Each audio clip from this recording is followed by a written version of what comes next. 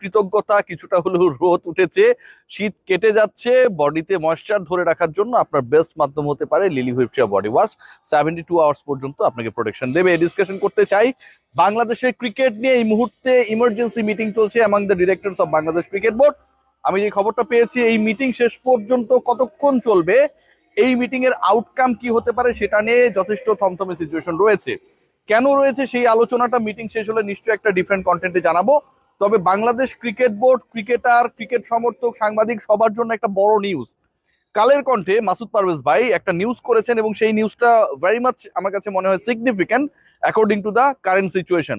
সেই নিউজে বলা হচ্ছে BCCI, Indian Cricket Board, they have been very much interested right now to take Mustafiz back to the IPL.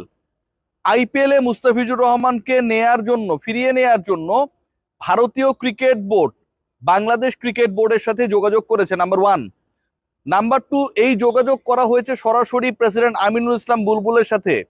Number 3, এই যোগাযোগের পরবর্তী সময়ে বাংলাদেশ ক্রিকেট বোর্ডের স্ট্যান্সটা কি ছিল, এই আলোচনায় আসছি একটা একটা করে প্রশ্নের উত্তর দিয়ে। এবং একই সাথে আপনারা সবাই জানেন যে আইসিসি কে বাংলাদেশ ক্রিকেট বোর্ডের পক্ষ থেকে আইসিসি যেসব সিকিউরিটি কনসার্নের ইস্যুতে বিসিবির কাছে জানতে চেয়েছিল সেই লেটারটাও দেওয়া হয়েছে।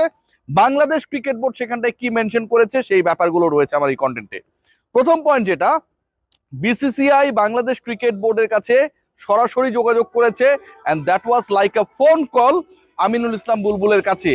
এবং এই যোগাযোগটা হয়েছে, এই ঘটনা প্রবাহ প্রথম যেদিন ঘটলো, অর্থাৎ সকাল সকাল আমরা যেদিন খবরটা পেলাম যে মুস্তাফিজুর রহমানকে আইপিএল এ খেলানো হবে না, তাকে বাদ দেওয়ার জন্য কলকাতা নাইট রাইডার্সকে নির্দেশ দেওয়া হয়েছে, কিছুক্ষণের মধ্যে, কয়েক মিনিটের মধ্যে কলকাতা নাইট রাইডার্সের সোশ্যাল পেজ থেকে মুস্তাফিজুর রহমানকে নিয়ে করা সকল পোস্ট মুছে ফেলতে দেখা গেছে। সেই দিন রাতেই কিন্তু আমরা দেখেছিলাম উপদেষ্টা আসিফ নজরুল তিনি স্ট্যান্স জানিয়েছেন। ঠিক তার পর দিন ভারতীয় ক্রিকেট বোর্ডের একজন উচ্চ পদস্থ কর্মকর্তা সরাসরি বাংলাদেশ ক্রিকেট বোর্ডের প্রেসিডেন্ট আমিনুল ইসলাম বুলবুলের সাথে যোগাযোগ করেন এবং সেই যোগাযোগের প্রস্তাবটা হচ্ছে একদম স্ট্রেইট যে মুস্তাফিজকে তারা আবার ফিরিয়ে নিতে চায়। যেভাবে বাদ পড়েছে ঠিক সেভাবে মুস্তাফিজুর রহমান ব্যাক করবে। ক্রিকেটাররা রিটায়ার্ড হলে আপনারা দেখেন যে চলে যায়, আবার সেবা শুশ্রূষা নেওয়ার পরে আবার ব্যাক করে আসে, আবার ব্যাটিং করে। ঠিক এরকম যেন একটা সিচুয়েশন ক্রিয়েট করার চেষ্টা ছিল ভারতীয় ক্রিকেট বোর্ডের পক্ষ থেকে। এবং সেই অফারটা গ্রহণ করার মাধ্যমে বাংলাদেশ ক্রিকেট বোর্ড এবং ভারতীয় ক্রিকেট বোর্ডের মধ্যে যে চলমান টেনশন সেটাকে আসলে রিমুভ করা যায় কিনা, that was the ultimate plan. Aminul Islam Bulbul যখন এই ব্যাপারে অবগত হলেন, ঠিক তার আগেই পুরো ব্যাপারটা গভর্নমেন্টের কোর্টে চলে যায়। সরকারের কাছে যখন এটা চলে যায় and government has decided not to play any world cup matches in the soil of India, তখন বাংলাদেশ ক্রিকেট বোর্ড আলটিমেটলি একটা হেল্পলেস সিচুয়েশনে। সেই অফার কি এখনো রয়েছে? বাংলাদেশ ক্রিকেট বোর্ড যদি সেটাকে এভেল করে, বাংলাদেশ গভর্নমেন্ট যদি গ্রিন সিগন্যাল দেয়, মুস্তাফিজ যদি আবারও আইপিএল এ ফিরে যায়, কলকাতা নাইট রাইডার্সের হয়ে খেলা শুরু করে, যেসব পোস্টকে ইরেজ করে ফেলা হয়েছে সেগুলোকে আবার নতুন করে রিজিউম করানো হয়, এবং তারপর কি বাংলাদেশ ক্রিকেট দল ভারতে গিয়ে খেলবে কিনা, এরকম সিচুয়েশন এই মুহূর্তে রয়েছে কিনা, দ্যাট ইজ দ্য কোয়েশ্চেন। উত্তরটা হচ্ছে নো। আমিনুল ইসলাম বুলবুল সরাসরি জানিয়ে দিয়েছেন আপনি গেটিং দ্যাট কল যে right now he has nothing to do, it's too late, অনেক দেরি হয়ে গেছে। এবং বাংলাদেশ ক্রিকেট বোর্ডের কাছে, বাংলাদেশ ক্রিকেট বোর্ডের কোর্টে right now they have nothing to do, it's totally dealing by the government. Mustafizur রহমানকে ফিরিয়ে নেয়ার যে প্রস্তাব দেওয়া হয়েছিল, ইন্ডিয়ান ক্রিকেট বোর্ড বাংলাদেশের রিয়াকশনের পরে কতটা প্রেসারে পড়লে এই কাজটা করতে বাধ্য হয়েছে, জাস্ট ইমাজিন। এবং এই অফারটা বিসিসিআই যারা তাদের বোর্ডে আলোচনাটা করে নাই, যারা আইপিএল গভর্নিং কাউন্সিলকে না জানিয়ে মুস্তাফিজকে বাদ দেওয়ার সিদ্ধান্ত নিয়েছে, সেই মহাপরাক্রমশালী বিসিসিআই তারা রিথিং করে বাংলাদেশ ক্রিকেট বোর্ডকে অফার করেছে তারা মুস্তাফিজকে ফিরিয়ে নিতে চায় আইপিএল এ, বিনিময়ে বাংলাদেশ যেন এখন ওয়ার্ল্ড কাপ খেলতে ইন্ডিয়া চলে যায়। চিন্তা করতে পারেন কোন প্রেসারে তারা পড়েছে। That was a severe pressure, no doubt about that, and Bangladesh has taken an stance. সেই স্ট্যান্সটাকে আমি টোটালি সাপোর্ট করি। আপনি জুতা মেরে গরুদান করবেন, আমি জুতা মারা ভুলে যাব, এর কোনো কারণ নেই। বাংলাদেশ ক্রিকেট বোর্ড কারণ যে নেই সেই রেসপন্সে কিন্তু গতকাল থেকে এখন পর্যন্ত কিছু সিগনিফিক্যান্ট কর্মকাণ্ড পরিচালনা করছে। আপনারা সবাই জানেন যে বাংলাদেশ ক্রিকেট বোর্ডের একটু আগে আর্লিয়ার আমি যেটা বলছিলাম যে কর্তারা একটা মিটিং এ বসেছেন, এখনো সেই মিটিং চলছে।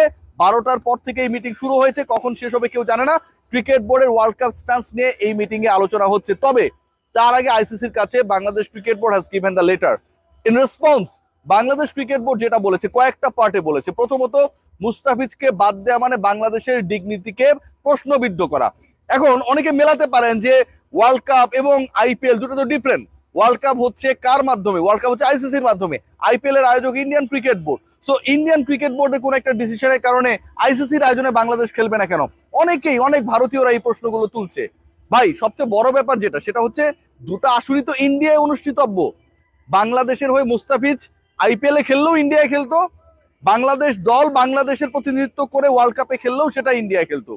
এখন যেই দেশে খেলবে সেই দেশ যখন এরকম একটা আলোচনা করে, এরকম একটা বক্তব্য দেয়, এরকম একটা স্টান্স নেয় একজন ক্রিকেটারের ব্যাপারে, আপনারা ভারতীয়রা কি এটাকে সাপোর্ট করতে পারেন? মনকে জিজ্ঞেস করেন। কোন ভারতীয়র সাথে যদি বাংলাদেশে এই ঘটনাটা ঘটতো, এটা বাংলাদেশ হিসেবে তো আমরা সাপোর্ট করতে পারতাম না। সরকারের স্ট্যান্স মানে এই না যে সকল ভারতীয় খারাপ, এটা বলার কোনো সুযোগ নেই।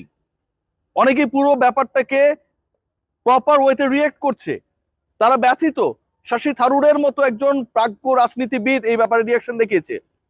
সকল ভারতীয়কে শত্রু বানানোর কোনো সুযোগ নেই, তাদের সবাইকে খারাপ বলার কোনো সুযোগ নেই। কিন্তু ভারতীয় ক্রিকেট বোর্ড যে কাজটা করেছে, সরকার যে কাজটা করেছে ভারতীয়, সেই ব্যাপারটা যে কোনোভাবেই লজিক্যাল না সেটা তো সত্য। সো বাংলাদেশ ক্রিকেট বোর্ড ওই স্টেন্সেই যাচ্ছে, যেই দেশে এই ঝামেলাগুলো হয়েছে সেই দেশে বাংলাদেশ ক্রিকেট দল খেলবে না, সহজ হিসাব।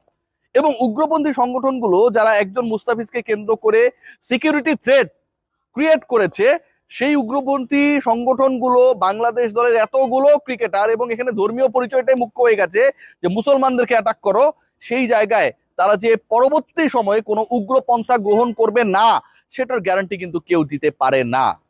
সো বাংলাদেশ ওয়ান্টস যে তাদের সকল ম্যাচেস শিফট করা হোক ভারত থেকে, এবং that was the problem created by the Indian government and BCCI. Bangladesh cricket বোর্ডের এখানে কিছু করার নেই, যেহেতু বাংলাদেশ ক্রিকেট বোর্ড নিজেরা প্রবলেম ক্রিয়েট করে নাই। Bangladesh cricket board, they are the victim, so they want to play their matches in the safest place. This is what actually happening. আজকে সাম্প্রদায়িক কথা বলা হয়, অসাম্প্রদায়িক কথা বলা হয়, end of the day Bangladesh cricket দলের যদি এদিকে তাকান, এই দলের নেতৃত্বে রয়েছে Liton Kumar Das. Majority religious personality বাংলাদেশের কে?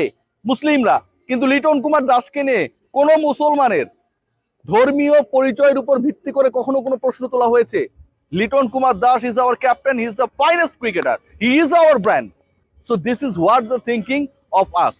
আমার কাছে মনে হয় it's going to be very crucial, very critical, as you know, যে বাংলাদেশ ক্রিকেট বোর্ডকে অলরেডি অফার করা হয়েছে মুস্তাফিজকে নেয়ার জন্য, end Bangladesh cricket board specific ভাবে জানিয়ে দিয়েছে যে জুতা মেরে গরুদান করলে সেটা ভাই গৃহীত হবে না।